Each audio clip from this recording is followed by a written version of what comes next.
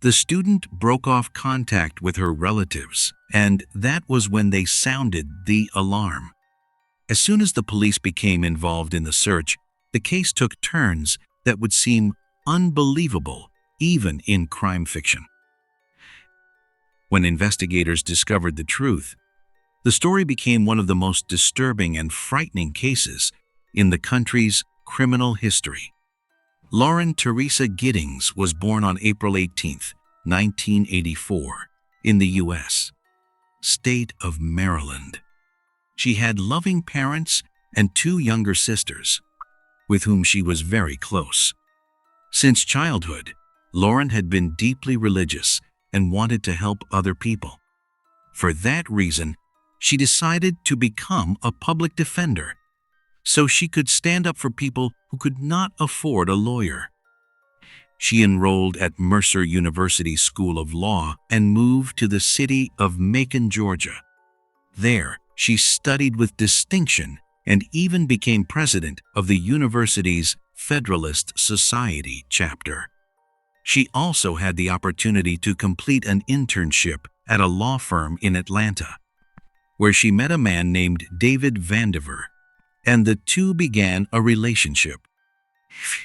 After Lauren returned to Macon, they continued their long-distance relationship and planned to marry once Lauren had fully completed her path into law.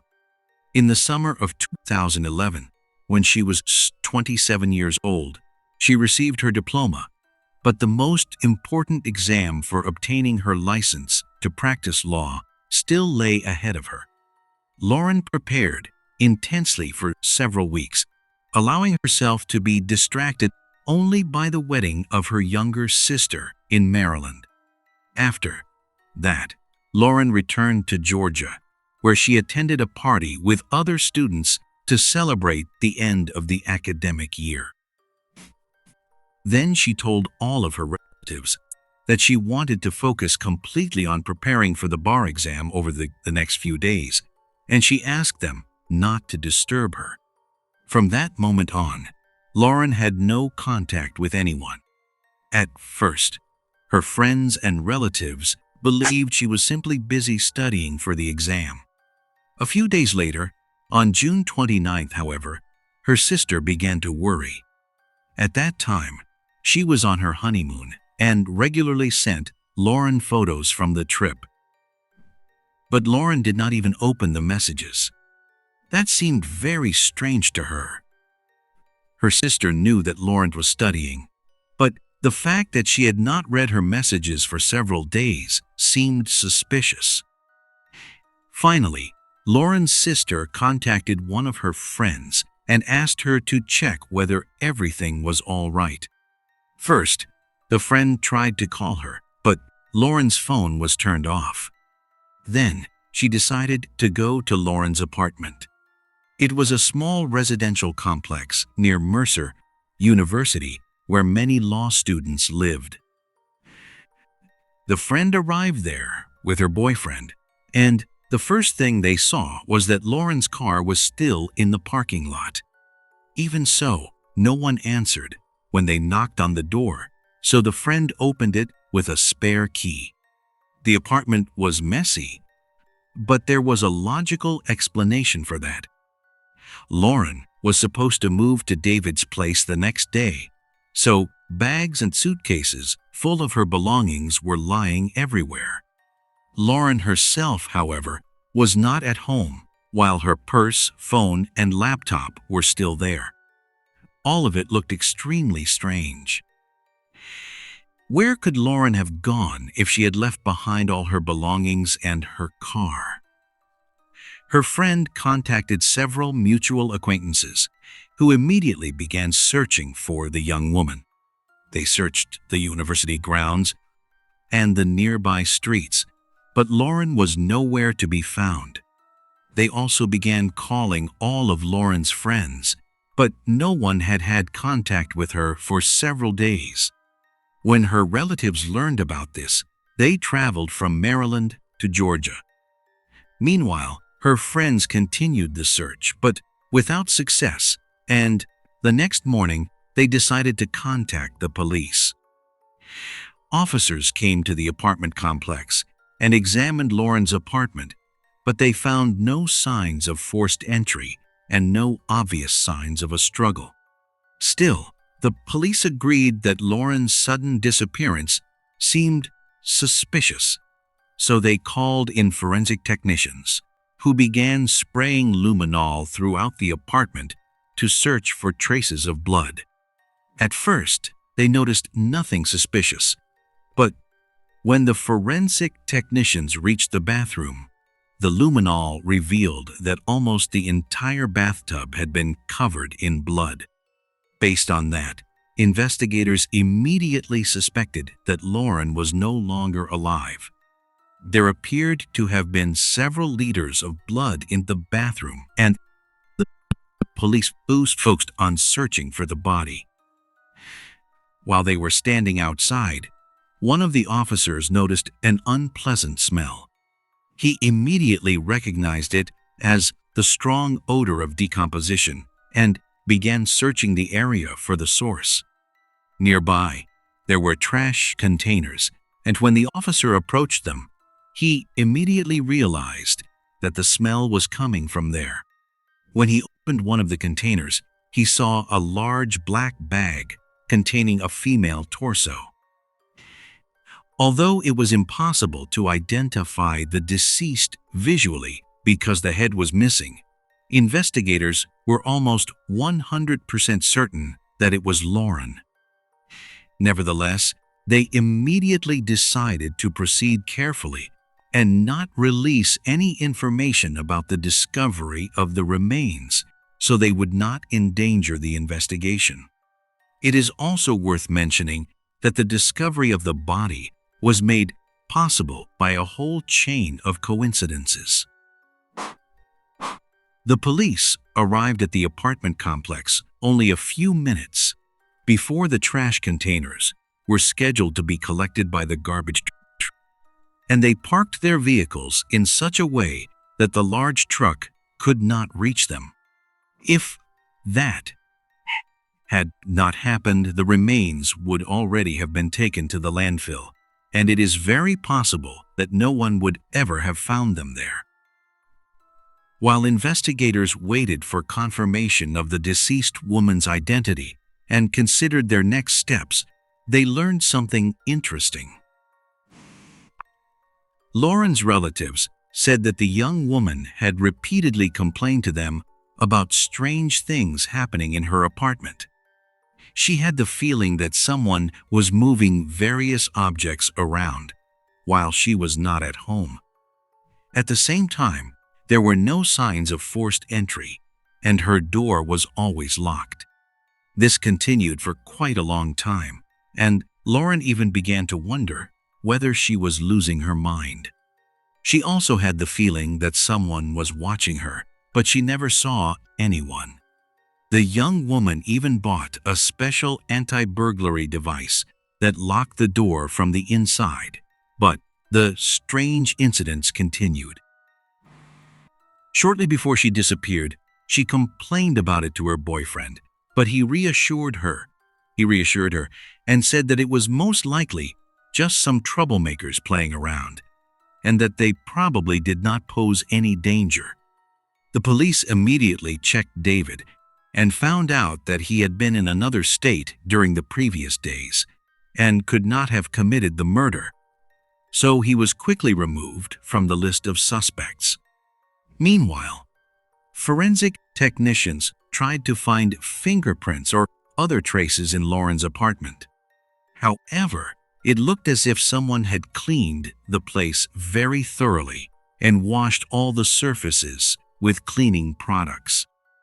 After that, they decided to remove the entire bathroom and take it to the laboratory, hoping that DNA analysis would provide new evidence.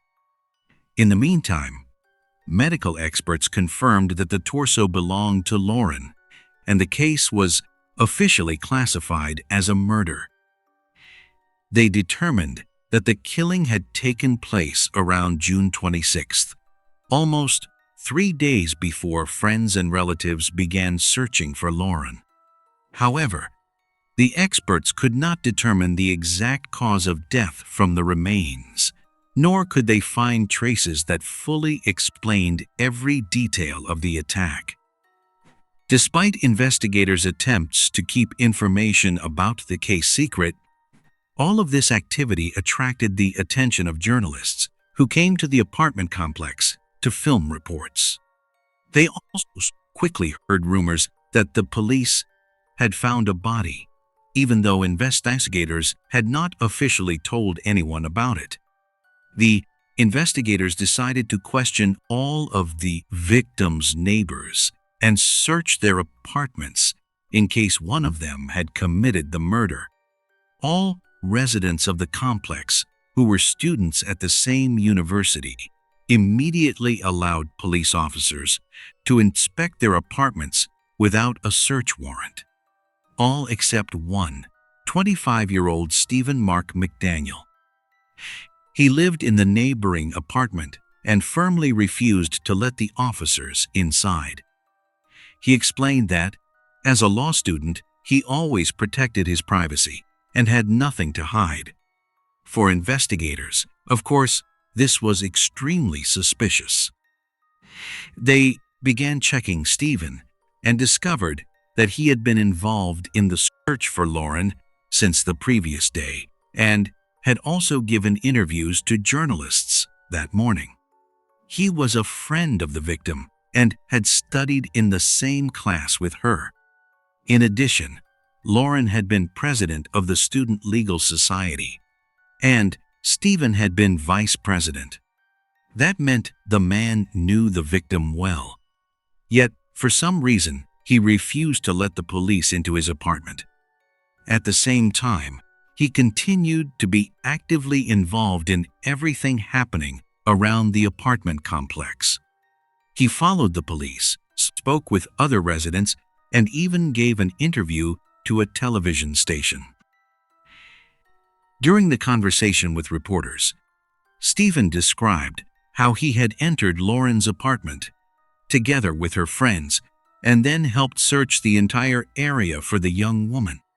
While speaking, he referred to her in the past tense, even though at that moment, no one officially knew that a body had been found. Still, the rumors had reached the journalists, and they told him that the police may have found a body near the trash containers. The man immediately fell silent, and his facial expression changed in an instant. The reporter continued speaking to him, but Stephen did not answer.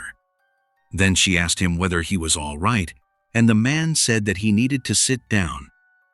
After that, he continued answering questions and seemed genuinely shocked by the news that a body had been discovered. After the journalist left, he remained sitting in the same place for a long time, staring at one fixed point. A few hours later, Stephen suddenly told the police that he would allow them to search his apartment. The first thing investigators noticed there was that he had stored supplies of many different items. He had stockpiled food, energy drinks, and weapons, but the most interesting discoveries were still ahead. They found a master key that fit all the doors in the apartment complex, as well as a separate spare key to Lauren's apartment. The man immediately admitted that he had entered several neighboring apartments while the residents were not at home. And he also said that he had stolen a package of contraceptives from one of them. For some reason, he added that he was a virgin, but he did not explain why he had stolen the condoms. The investigators decided to use the fact that Stephen had admitted to a crime, and they arrested him for burglary and theft-related offenses, then took him to the station for questioning. Meanwhile, police continued searching his apartment and found the packaging from a saw. Considering that the killer had removed parts of the victim's body, that discovery seemed highly suspicious. In addition, officers found 2 USB drives containing a large amount of illegal material involving minors, and in his closet, they found a pair of women's underwear. When investigators examined his computer, they found that Stephen had regularly visited Lauren's social media pages. He had also viewed violent and perverse adult material, and according to his browser history, he had opened photos of the victim during the same period. And that was not all. In the browser history, police also found links to a forum where Steeps wrote stories about murders and torture of women. One of his most recent searches concerned the trash collection schedule in the city. All of this information finally convinced investigators that he was involved in the murder. In their opinion, he had been obsessed with Lauren, considering that he had a key to her apartment and that Lauren had complained that someone was moving things around while she was away. The police had no doubt that he was responsible. Even so, they still did not have direct proof connecting him to the killing. During the interrogation, investigators tried to get him to confess. Stephen, however, behaved extremely strangely. For several hours, he answered their questions in a quiet voice and said only, "Yes, no, and I don't know." That seriously angered the investigators. But despite their attempts to make him talk, he remained calm and continued giving them short, meaningless answers. Investigators also tried to convince him that they had found his DNA at the crime scene and that a confession was the only way left for him to soften his fate. Stephen, who had studied law, did not fall for that tactic. Finally, investigators left him alone in the interrogation room, and the man sat in the same position for a long time, staring motionlessly at one fixed point. After the interrogation, they also asked him to remove his t-shirt so they could examine his body for fresh injuries, and they saw several scratches that could have been caused by fingernails. The man said he did not know where they had come from and that he had probably scratched himself in his sleep. The police realized that they would not get a confession from him, so they focused on finding evidence. They began searching every inch of the apartment complex, and soon they achieved a breakthrough. In a maintenance room, they found a saw that matched the packaging discovered in Stephen's apartment. The examination showed that it had been carefully cleaned, but experts still found particles of human tissue on it that belonged to the victim. Then, investigators traced the purchase of the saw back to a specific store and obtained surveillance camera footage from that day. The footage showed that Stephen had bought it.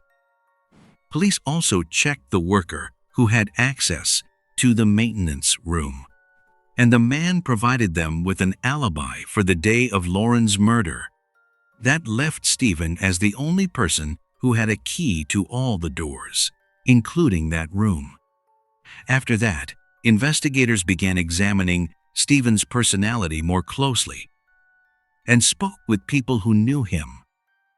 Everyone said that Stephen was a rather withdrawn and strange person, but at the same time very intelligent. They also said that he asked new acquaintances 2 questions: what they would do in the event of a zombie apocalypse, and how they would commit the perfect murder. Because of this strange behavior, he had practically no friends, and his classmates had no contact with him outside the university. Many of them noted that Lauren was the only person who tried to build a friendly relationship with him. Like everyone else, she also found his behavior strange, but she still tried to be kind to him.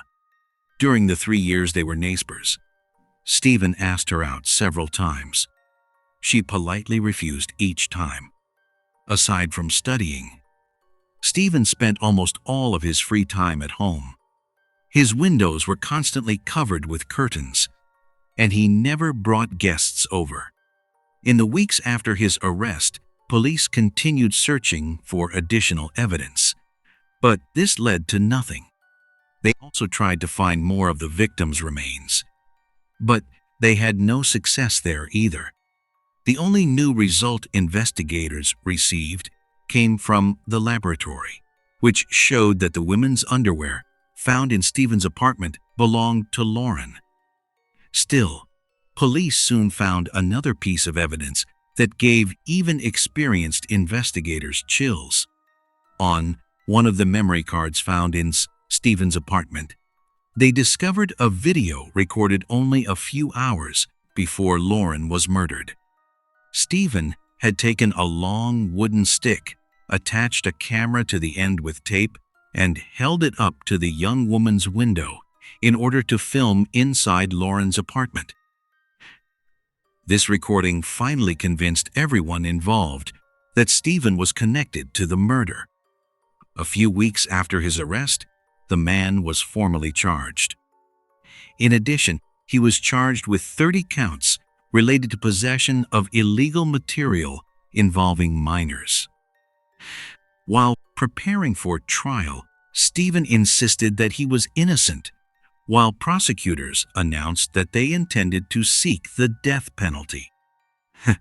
Stephen hired an attorney who had been one of Lauren's teachers. The attorney argued that police were trying to pin someone else's crime on his client, and that they could have planted all the case-related items in his apartment. He also tried to convince the judge to remove the death penalty from consideration, arguing that Lauren had always opposed that punishment. The judge, however, agreed with the prosecutor's position. Preparations for trial dragged on for several years. The prosecution understood that Stephen, with the evidence available at that time, Stephen had some chance of avoiding conviction, would require very clear proof of his involvement, while much of the evidence collected by the police was circumstantial, and his attorney could sow doubt among jurors. For that reason, prosecutors decided to offer Stephen a deal. Under the agreement, the charges related to illegal material involving minors would be dropped, and the death penalty would no longer be pursued. In return, the man had to plead guilty and reveal all the details of his crime. In the year 2014, 3 years after Lauren's death, he accepted the deal. According to Stephen, at around 4:30 in the morning, he dressed completely in black, including a mask and gloves, and then used a key to enter the victim's apartment. He managed to get past the security device that locked the door from the inside. Then he went into Lauren's bedroom and watched her sleep for a while. At some point, the floor creaked beneath Stephen, and she woke up. When she saw the masked man, she ordered him to leave her apartment. Stephen, however, immediately attacked her. He began strangling Lauren while she tried to free herself. At one point, she managed to tear the mask from his face, and she realized that it was Stephen. She begged him to stop, but he did not listen. This continued for about 15 minutes until Stephen convinced himself that Lauren was dead. He took her body into the bathroom, where he left it until the next day. The following evening, he returned to her apartment with various tools, including a hacksaw, and over the course of several hours, he cut the body into pieces. He packed the victim's remains into plastic bags and threw them into different trash containers near the university. He decided to throw the torso into a container next to the apartment complex, hoping that the garbage service would soon take it away. Afterward, he cut up his t-shirt, gloves, and mask and flushed the pieces down the toilet. Stephen claimed that he did not know why he had killed Lauren. According to him, After the crime, he entered a state of confusion and believed that the young woman was still alive, which was why he actively participated in the search. Prosecutors, however, did not believe Stephen's explanation of his motive. In their view, he had been obsessed with her, which was shown by his repeated visits to her social media pages and by the video he recorded through her apartment window. In addition, based on his psus and his history of consuming violent, perverse content, they believed he had fantasies about causing women pain and suffering. Considering that Lauren was supposed to move out of the apartment complex within a few days, Stephen may have decided to kill her because he knew he would never see her again. In any case, the man's confession was enough for a conviction, and he received a life sentence with the possibility of parole in 2041. 4 years later, Stephen filed an appeal. This time, he represented himself. According to Stephen, the police had repeatedly violated his rights from the beginning of the investigation. He said they shouted at him during the interrogation and did not allow him to use the bathroom without permission. Stephen also claimed that, because of all the stress, he had suffered a seizure.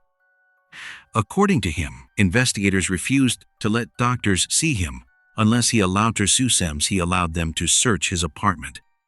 In addition, he accused his former attorney of poorly representing his interests. The attorney replied that Stephen had received a life sentence with the possibility of eventual parole instead of the death penalty, which, considering the crime committed, was a very favorable deal. Despite all of this, Stephen's appeal was denied. In the year 2022, he filed another appeal, but it failed as well. It should take me that some of Stephen's relatives continued to believe that he had not committed the crime and had been framed by police. Stephen's father even created a page to raise money for a lawyer for his son. However, no one donated even a single cent, and the page was quickly removed. Stephen therefore continues to serve his sentence, although he still has not given up trying to challenge the judgment. Even so, many legal observers believe that he will not be released even after his parole eligibility date, and that he may spend the rest of his life behind bars. Thank you for watching, and take care of yourselves.